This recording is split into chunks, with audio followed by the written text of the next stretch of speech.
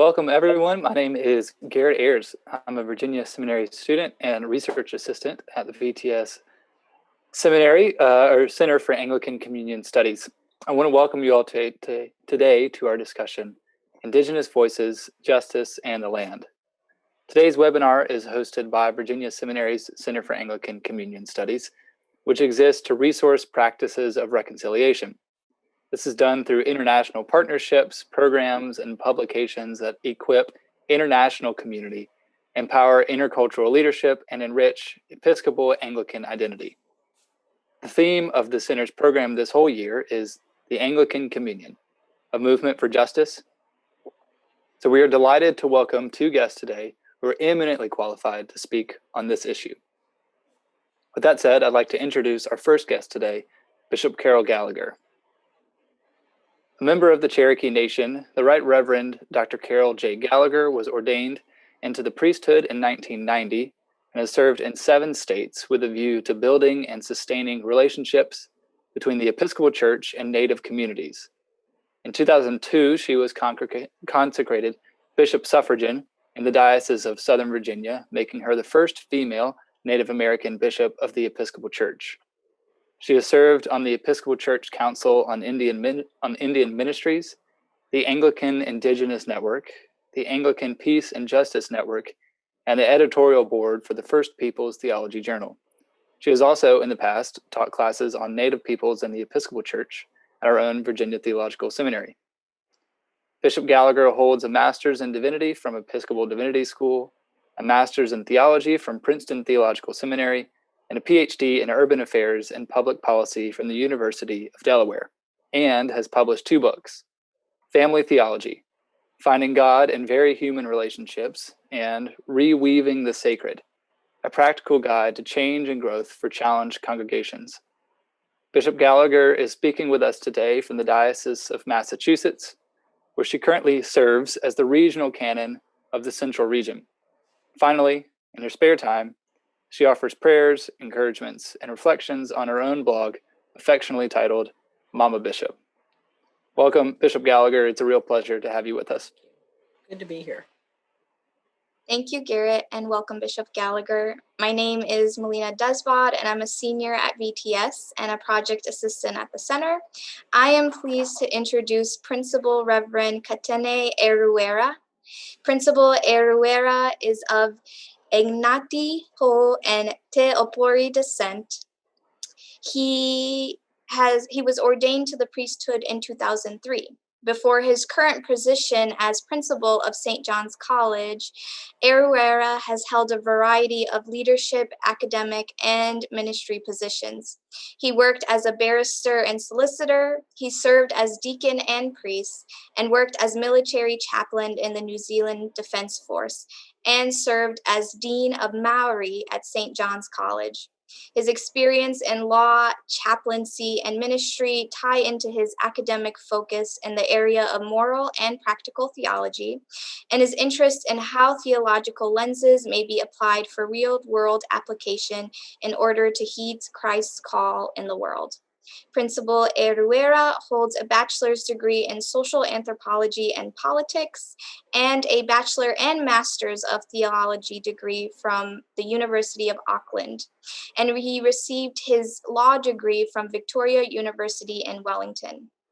Currently, he's enrolled as a Doctor of Education candidate at the University of Auckland, and his research topic is an examination of Maori and Indigenous approaches to the Christian moral life, practical wisdom, and theological education for religious leadership. In his spare time, Principal Eruera developed a project called A Theology of Turangawaiwai, which can be used as educational resource for discussion, for preaching, and for further action. Welcome, Principal Eruera, and we are honored to have you with us today. Before we start with our conversation, I want to welcome all of our viewers. Today's conversation is taking place as a webinar on Zoom and is also being broadcasted live on YouTube and shared on Facebook. We will have almost an hour of conversation, and we'll be bringing in some questions from our audience towards the end.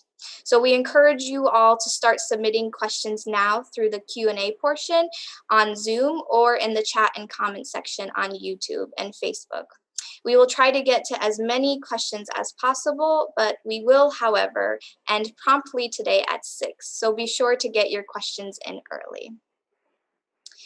So to begin, Principal Eruera, we know a little bit about your appointment as principal at St. John's. We know a little bit about your history as military chaplain and lawyer, but would you tell us a little bit more about your story? What are you passionate about? What are your priorities for ministries? And how have those passions led you to where you are now? Hello, Melina. Could I first just acknowledge the Centre for Anglican Communion Studies, thank all of those involved in this webinar and for the invitation to engage with you in conversation today. It's a really good question. I'm going to answer in a very broad canvas to try and speak into it. I think my passion for ministry is really grounded in a lifelong search for a sense of positive human worth. What it means to be both Indigenous, both Māori and Christian, and trying to reconcile those two. I think I've done it. I think I've found a way. But for me, I'm now in my early 50s, and I grew up in my context in the 1970s and 1980s, and that was a time of what we call here the Māori Renaissance. So just to give you some picture, in the mid-19th century, in 1840, a treaty was signed between Māori and the British Crown, which led to a process of colonisation in this country from the mid-19th century onwards. And quite a lot of stresses and challenges arose from that process for Māori. By the time of the 1970s and 1980s, a lot of generations had obviously had to deal and cope with those stresses and challenges. And when I was growing up, it was a time where our culture was endangered. We were losing our Indigenous language, and there were very negative stereotypes in the general idea of what it was to be Māori. And so in response to that, Māori began to reclaim the positive aspects of their identity, which is why we call it Māori Renaissance.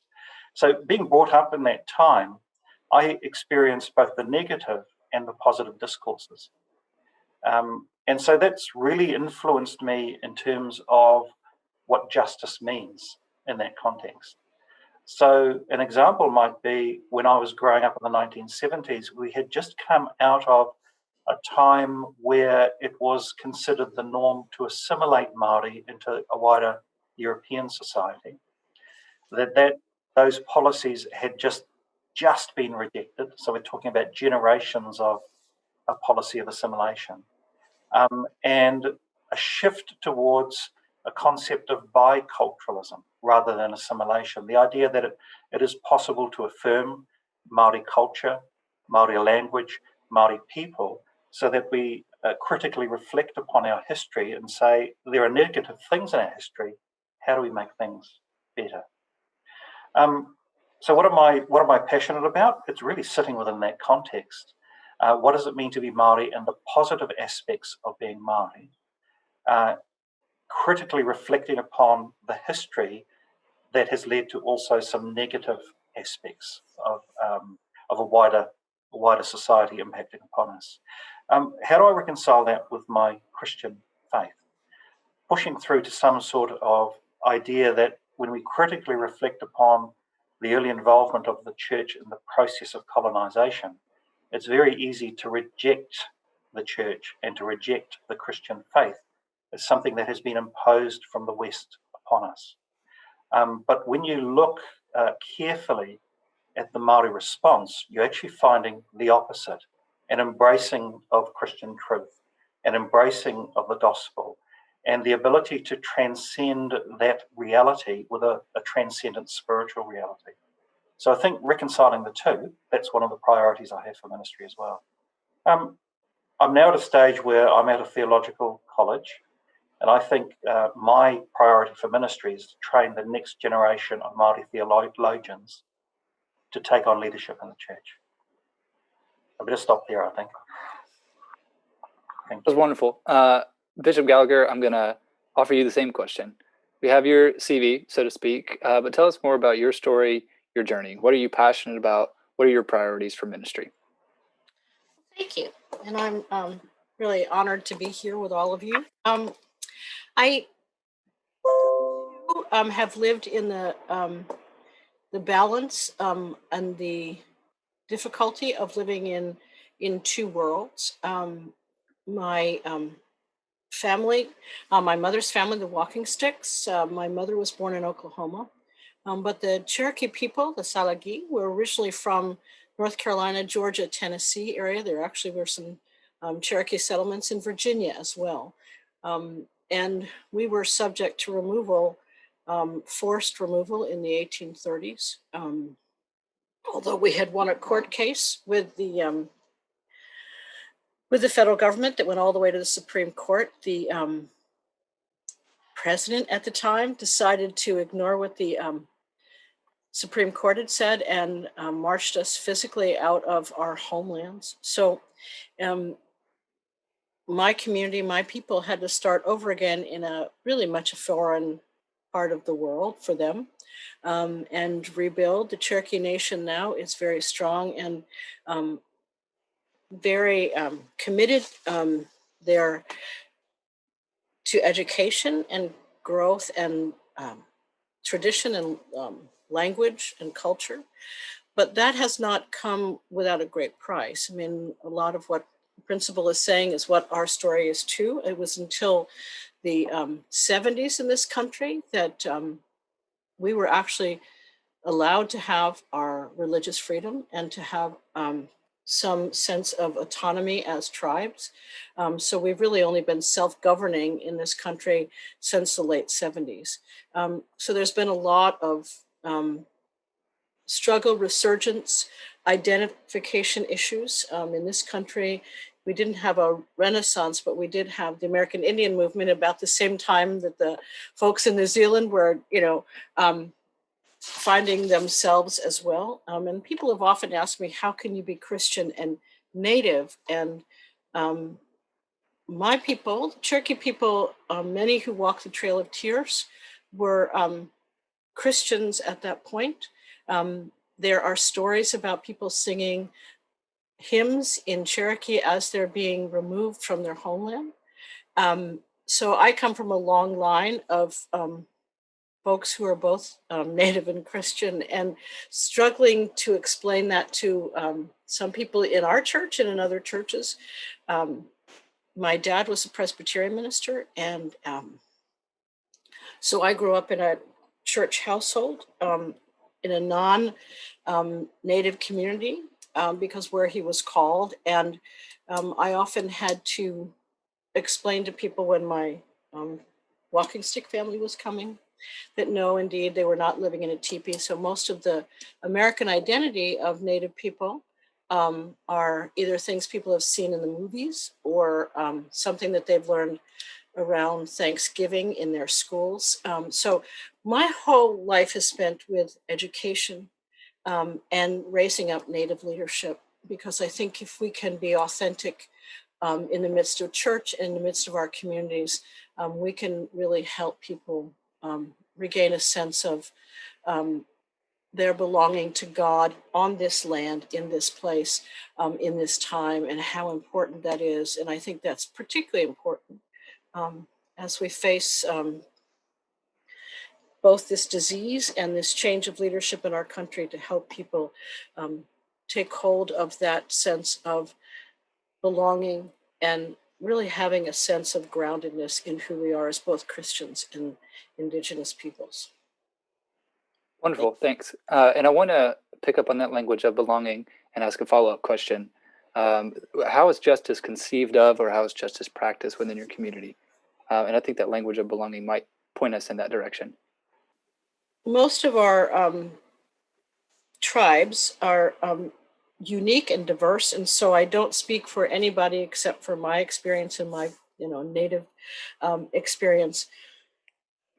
But there's a sense of justice and sense of belonging that has to do with the fact that the land is not something to own and control, but it's something that we are intimately part of. We are related to all of the known and unknown world, all integrated. And oftentimes, one of the troubles in our world, and with climate change and everything else, is that sense of being different from, removed from, and the connectivity is very important for me to have a sense of the justice comes out of that relational life, which means that we have to think about how we are responsible for not only the people, but all living beings, and the environment around us. And I think justice comes right out of that root, at least for me, and our people, that as we protect the people and the land, so we're bringing justice to others. Wonderful, thanks.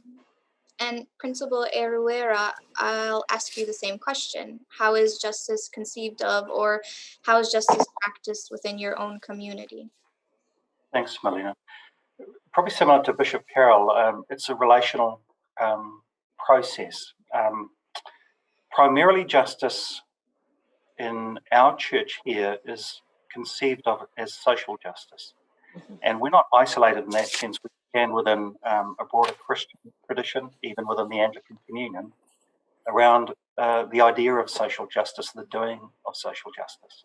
So, as we know, one of the 5 marks of mission is to seek to transform unjust structures. So I might pick up that thread, because in the 1990s, what our church did here was critically reflect upon its own history in the light of being in relation to other people, a predominantly European church that still had a strong association with Māori. And what it did is it restructured in the 1990s to reflect some of the answers that it had found by looking at its own history. And in essence, what the restructuring did is it empowered 3 arms of the church. Firstly, the European arm, secondly, the Māori arm, but also then a Pacific arm, because historically our church extends up into some of the Pacific Islands. It was quite a significant shift, because power, if you look at it in that context, traditionally sat within the European arm of the church. And it's a significant thing, I think, for anyone to give away their power, to actually say, my brother and sister in Christ, I am doing this so that you have as equal a voice in the decision-making of our church as we have had in the past. So from a relational exercise, if we think about what it does mean to be brothers and sisters in Christ, and being able to come together and to listen to the other, but not only listen to the other, that informs the way in which we try to live as a people of God. That to me was actually a significant and a powerful exercise of doing, reflecting on our critical past. The next level too is that the people of God, as Anglicans here in the restructuring, felt that not only is this a model for us in our context to live together, but isn't this a witness of our faith to our wider society as a whole? So it's actually been seen, social justice has been seen, we can do this not only internally as a people of God, but as a witness to all of New Zealand. Thank you. And along those same lines, how then does your own Christian faith resource practices of justice for you? And then where do you see the church kind of getting in the way? I'll chuckle, but I'll answer the question. I've reflected on this a little bit. I think critical thinking is so important, and theological education is so important in order for us to develop wisdom about what it means to live out our Christian faith. And so for me, it comes back to our theological method. What processes do we use in order to engage with our culture and with the gospel? So, for instance, I think we're blessed as Anglicans, as Episcopalians, because we're a denomination that's not afraid to ask questions and even challenging questions. And I think that's a gift. And then using a method to seek God's truth and knowing that we can only see in a mirror darkly, I think is again one of the gifts of what it is to be Anglican, to be Episcopalian. So for me, in that sense, contextual theology, the methods that apply to contextual theologies are hugely important for Māori and perhaps for all Indigenous people. Simply because if we take scripture, tradition and reason as a valid theological method, it sits within our church, it's a top-down method. It looks at scripture and tradition as the data from which we reflect upon issues or reflect upon our culture. But I think Māori theologians have, at least for the past 30 years, reversed that and used more of bottom-up methods. The data of what the lived experience of what it means to be Māori is, and then to reflect back on the gospel and our tradition. And I think that's borne much better fruit and much relevance for the gospel within our culture. So for me, what does a Christian faith resource means? It's a blessing to be Anglican. We're not afraid to ask questions. And it's a blessing to have this gift of theological method that allows us to critically reflect upon who we are. Wonderful, thanks. And Bishop Gallagher, I want to give you a chance to answer the same question. So to rephrase it, or to repeat it, in what ways does Christian theology resource practices for you? And maybe the stickier question, where do you see the churches getting in the way? Thank you. One of the struggles I've had with our traditional theological methods in both our seminaries, whether they're Anglican, Episcopal, or others, principle is already described. So I think we often struggle with the top-down methodology. The more dogmatic theologians, the more folks who are talking about God in the I, thou understanding, when we, as at least in my experience, in my communities, we're talking about us and the Creator, meaning in relationship, not devoid of relationship, not me alone, which is a very Western concept, but us in creation with God.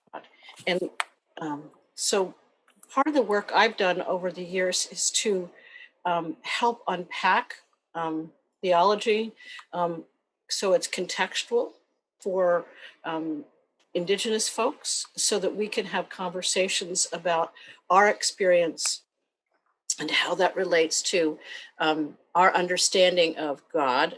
There are some wonderful American Native theologians who've been doing some wonderful work. I had the opportunity several years ago to work with Bishop Stephen Charleston and a group of theologians who basically took the basic topics of Christian theology and wrote them from a Native perspective. And we wrote our various different pieces. I think I was assigned Sin and Redemption, which was very much fun.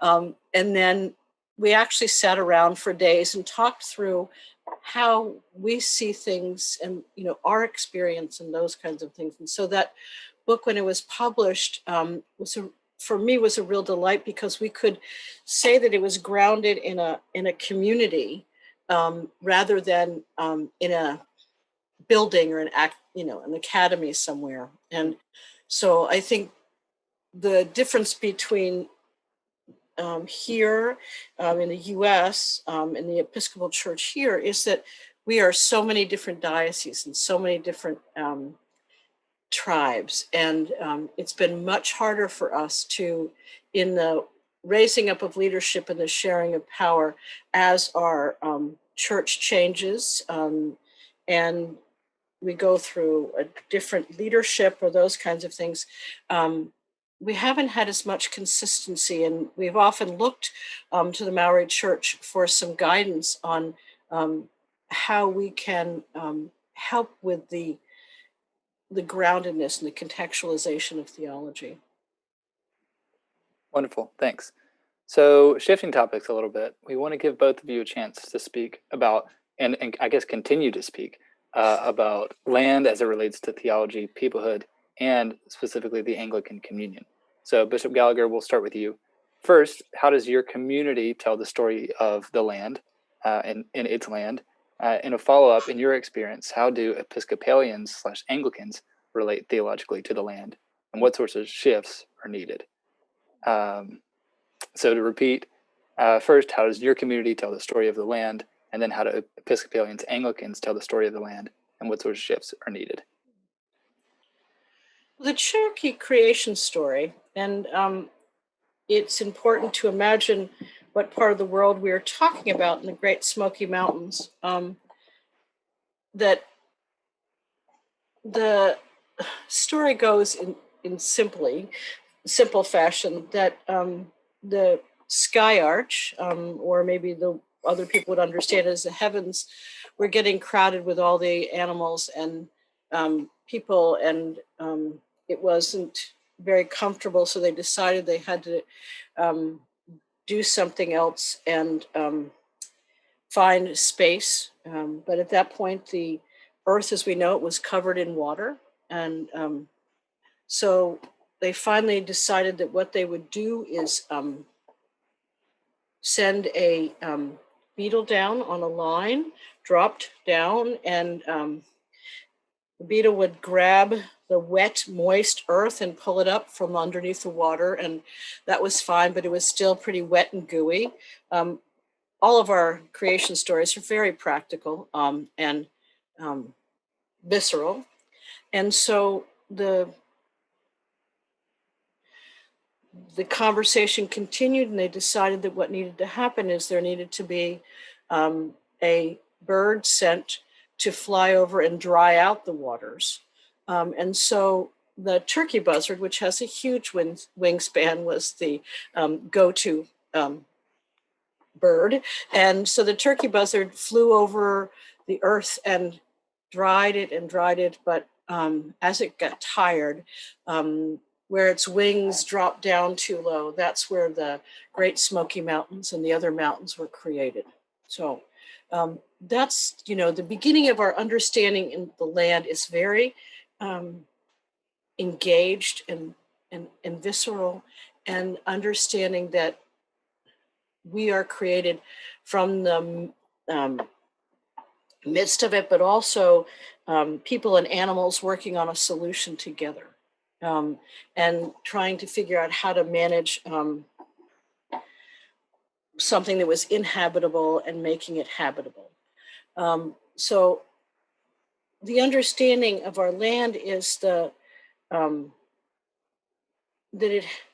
it has its own song and its own being and its own possession. I mean, it is an identity within all of us. And so understanding where we're located at any given time is very important in terms of, we may be Cherokees in Oklahoma, but it still is considered part of the essence of our being.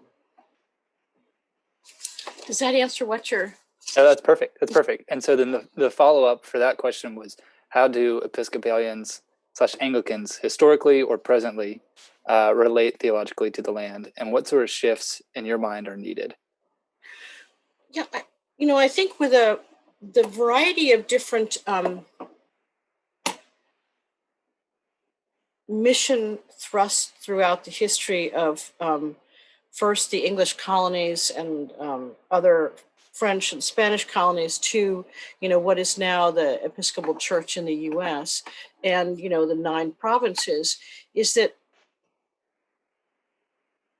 I don't think our church thought a lot about land, but it thought a lot about putting a church on, and running the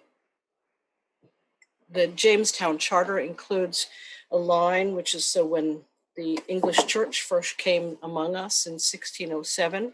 It said something to the effect of to bring the gospel to the savages who were suffering in darkness. So the understanding of the land was to, in some ways, conquer it and, put down roots and build churches.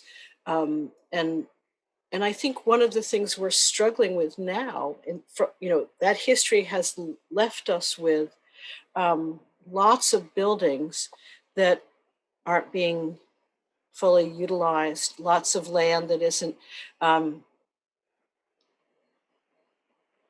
actually feeding the communities where they're located. And so I think one of the things I would love to see is people engaging in their understanding of where the land is, who the people are in the community, and changing around that ownership to that sense of shared understanding of using the resource for the entire community, that relational identity that feeds everyone. Thank you.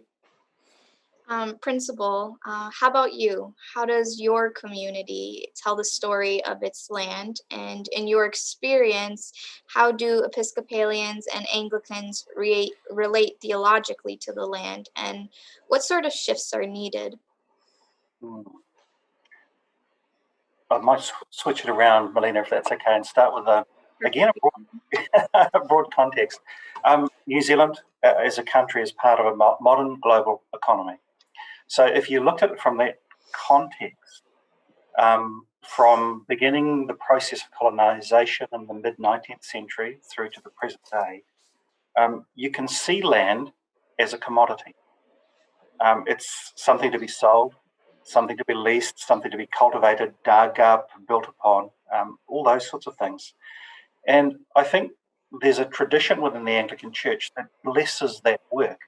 Because if you looked at the Book of Common Prayer, for example, you would find a blessing for a harvest. So I think there is that strong theological tradition still within the Anglican Church that sees the productivity of land and how the benefits flow from that land. But contrast that with the big issues of our day, climate crisis. There must be more ways of telling the story of land. And I think given what's happening with the environment, those stories are now more important than ever.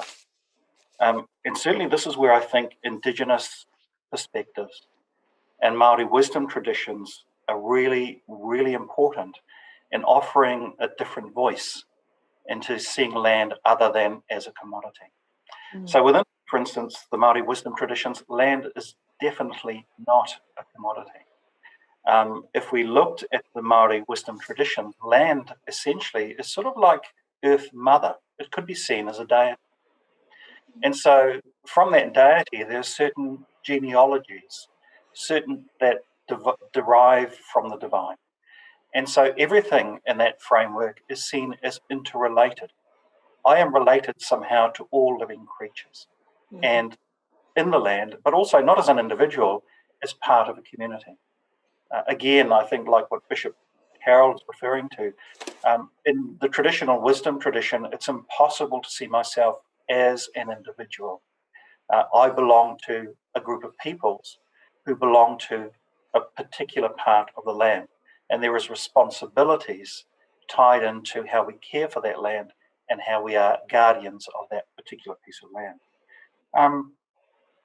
That's probably a lot of theological shifts that need to happen within the church.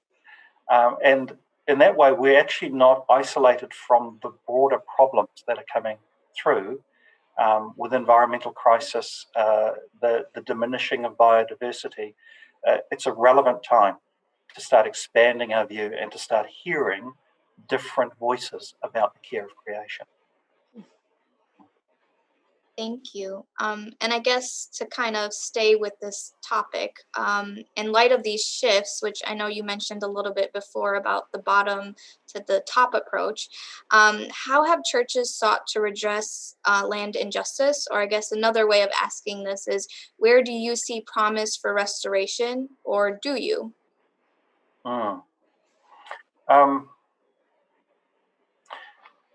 Yeah, I do see promise for restoration.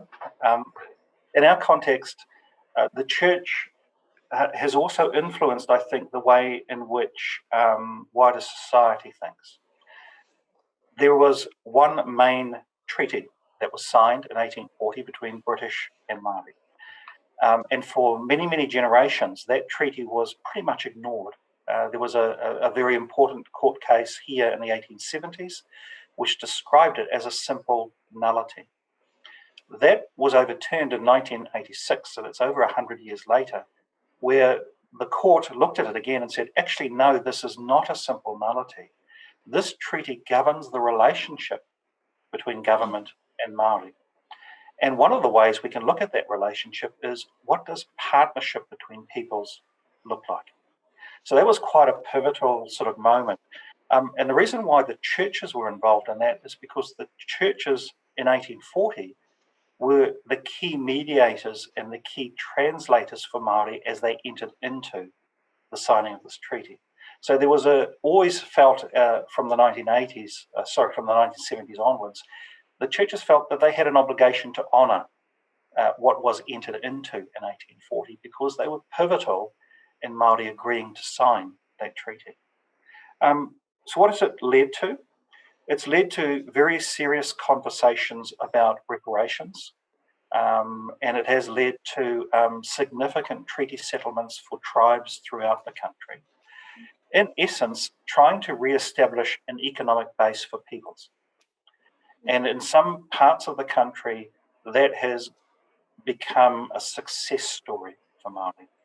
So, for instance, the generation that are now in their 20s are increasingly experienced in business. They're innovative. They're leaders in their own right. Whereas when I was growing up, it was a rarity. We were a minority in that sense amongst our own people. So it's wonderful to see. Where do I see the promise of restoration for the church? Again, I've mentioned our restructuring. I think that's a significant action to restore.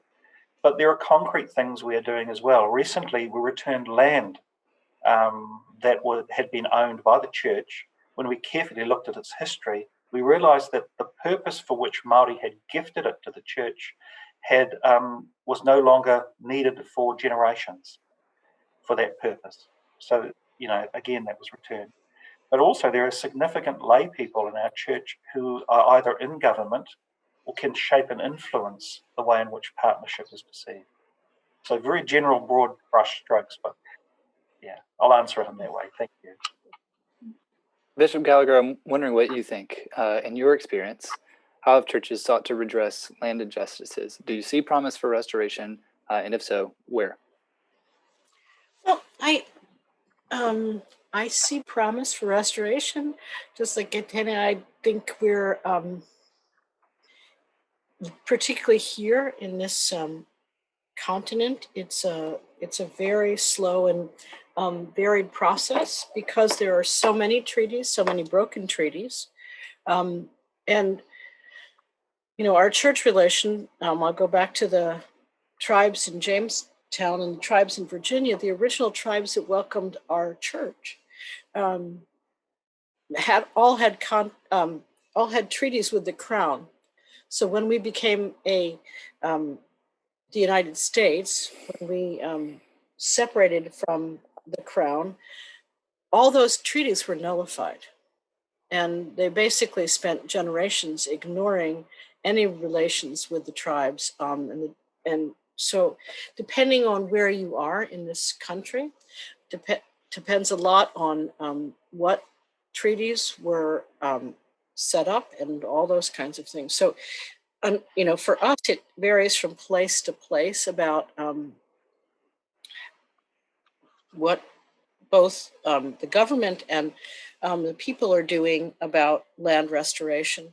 But I've got to say there are a couple encouraging pieces that the church and local governments are working on. I mean, one was, and lots of attention to that, to the water protectors a couple of years ago in the Dakotas and the pipeline many people from the Episcopal Church and across the country got involved in the preservation of that, and also in the Arctic Wildlife Rescue, the ANWR, to fight against all of the push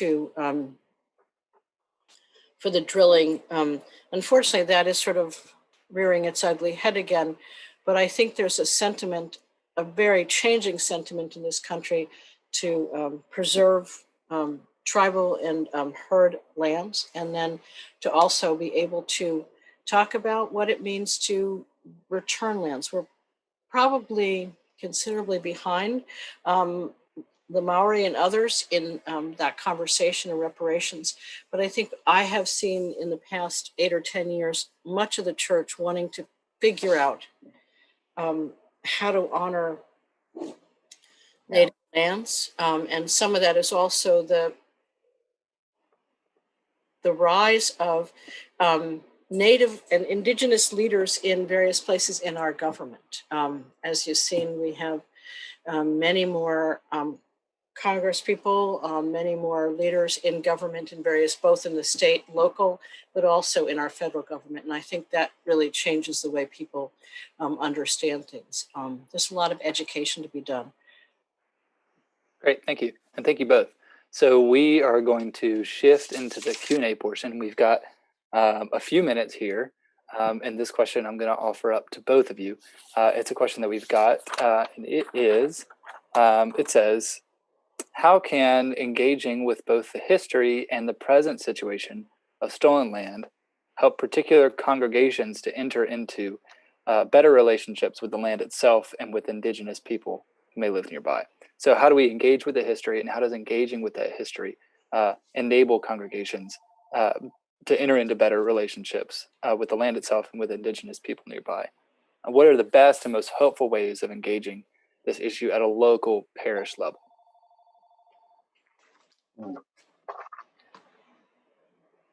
Principal Katene, why don't we start with you? Thanks, Garrett.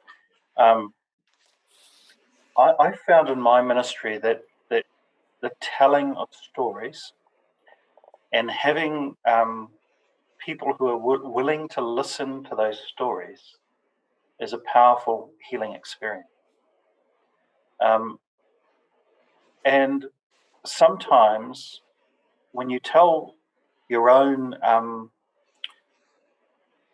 story as a people, when people are also hearing that for the very first time, there is a shift in perspective about their own story sitting within the same part of land.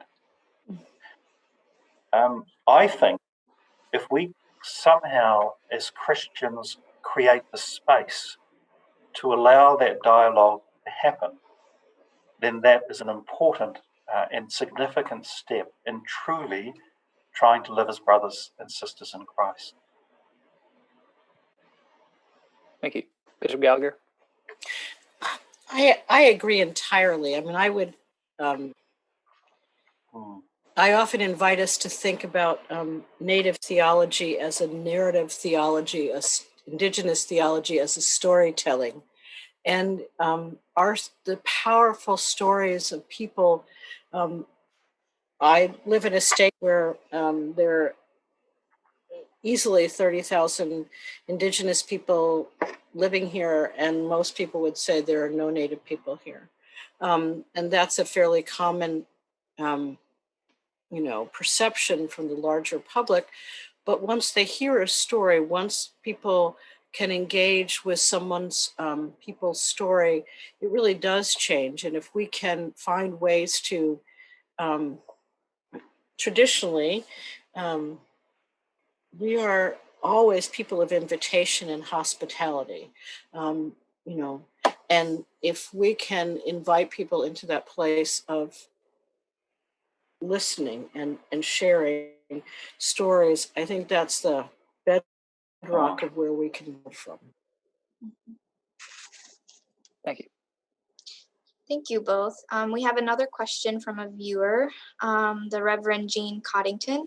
She asks, too often we Euro-Americans rush in trying to fix things that accommodate our sensibilities and agendas, and we actually make things far worse.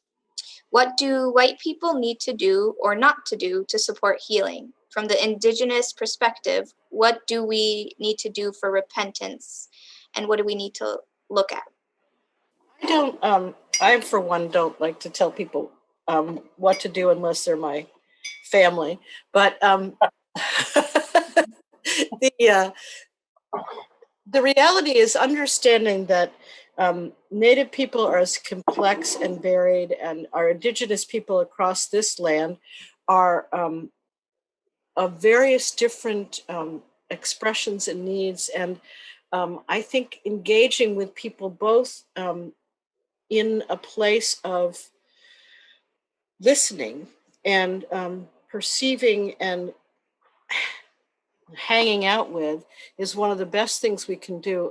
I'm always reminded of a story my mentor, Awana Anderson, used to tell. We were at a speaking engagement somewhere, and somebody asked, because they were trying to do the right thing, they wanted to know how to refer to us. And, you know, it was probably in the early 90s. And they said, we know that the name Indian isn't right and with this and that, but how do we refer to you? And she explained that, you know, most likely in this country, it's best to refer, you know, the person as their, by their tribal group. But she said, you know, all of the names like Native American, if you're born here, you're Native American, it, you know, Indians, and Columbus was looking for a route to India, and that's why we were named Indians. And she said, it's just really a good thing that Columbus wasn't looking for Turkey. And she left it at that.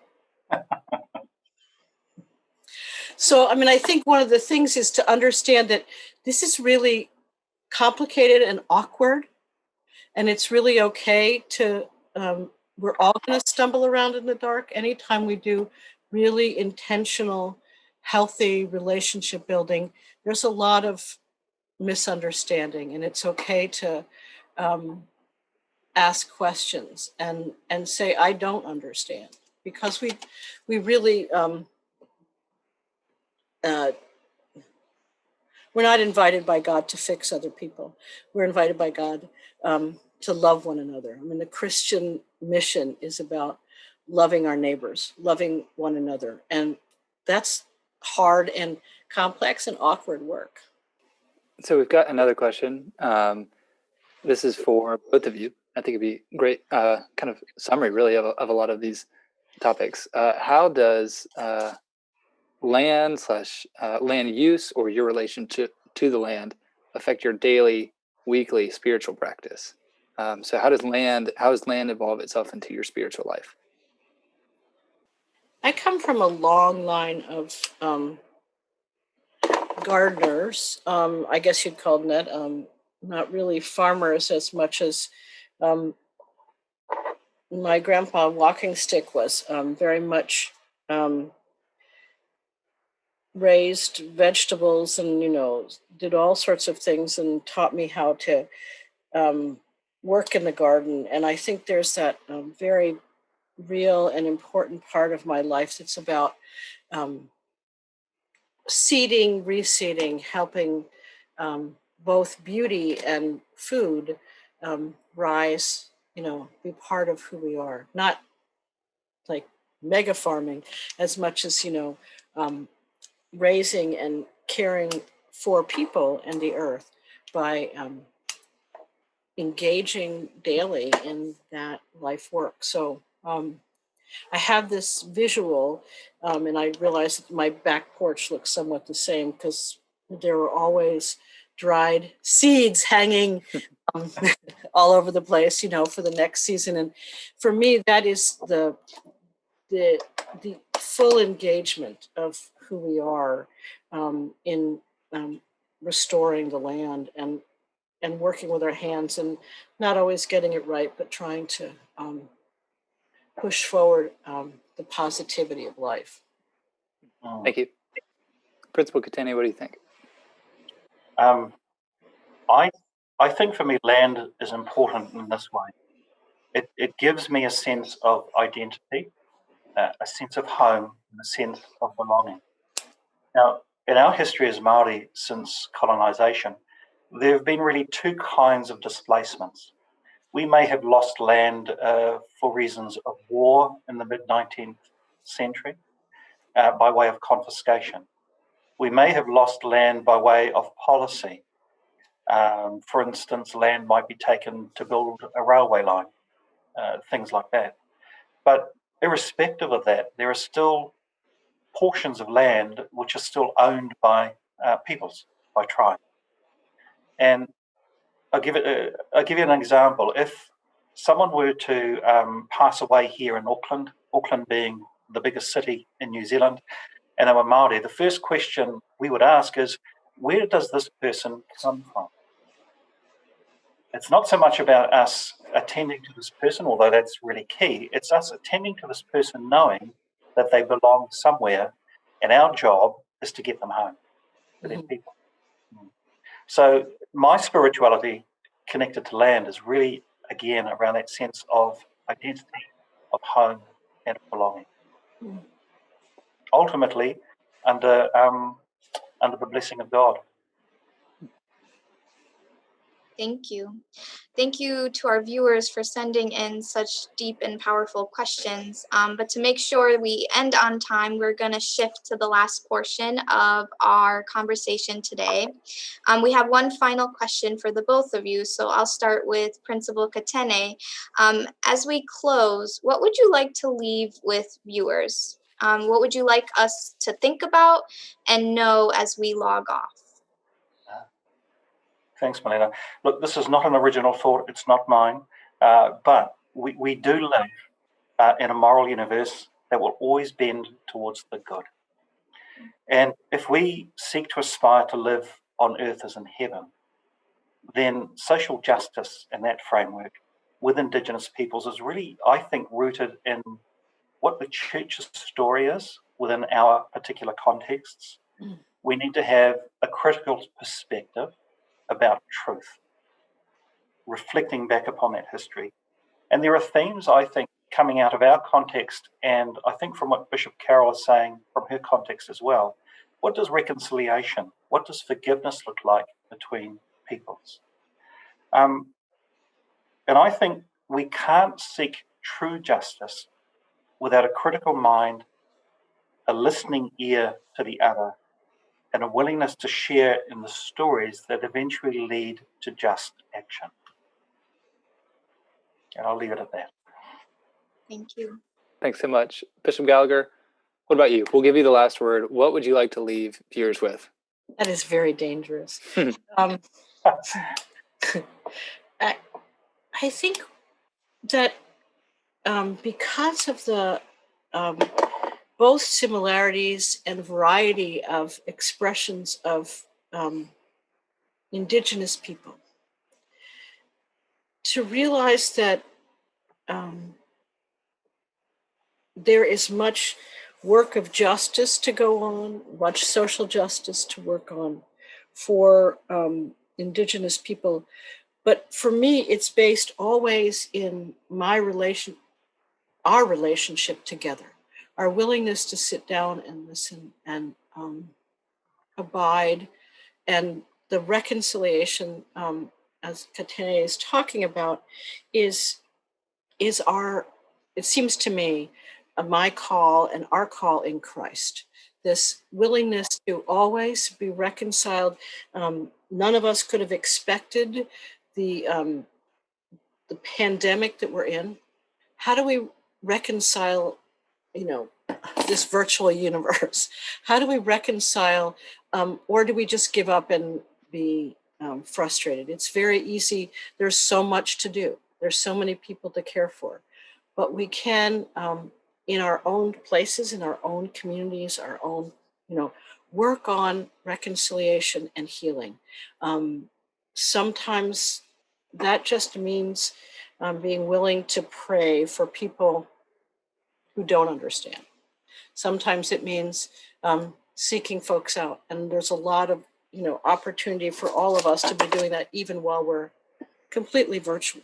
And so I think what the message I'd like to leave, I think, is very similar, that God is pushing us to a place of